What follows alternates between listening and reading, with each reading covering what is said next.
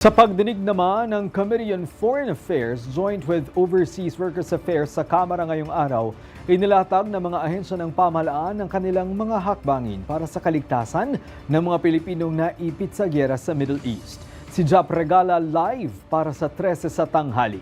Jap? Greg, kalagayan ng mga OFW sa Middle East.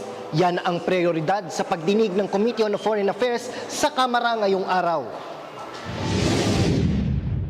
Sa ating mga kababayan sa gitnang silangan na nanonood ngayon, nais naming ipabatid na hindi kayo nag-iisa. Naririnig namin ang inyong mga pangamba at ginagawa ng pamahalaan ng lahat upang matiyak ang inyong kaligtasan.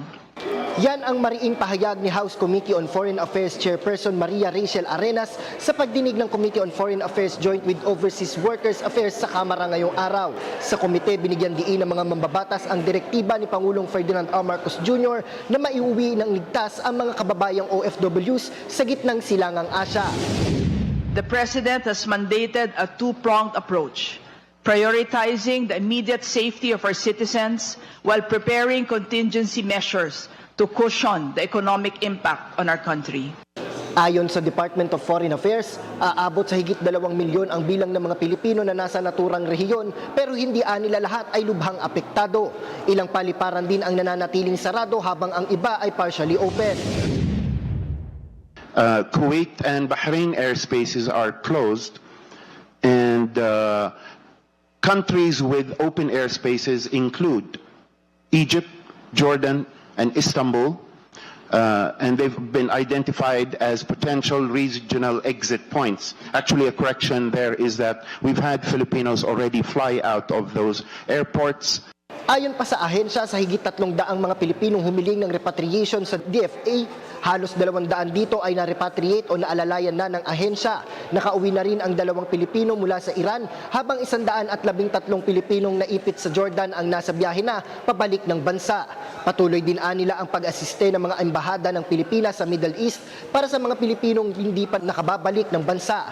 Nakikipag-ugnayan din ang DFA sa mga pamahalaan ng mga bansa, pati na sa mga employer ng mga OFW para mapanatili ang kanilang kaligtasan. Ayon naman kay Department of Migrant Workers Secretary Hans Leo Kakdak, patuloy din ang kanilang pag-alalay sa mga Pilipinong nasa bansa na patungo sana sa Middle East.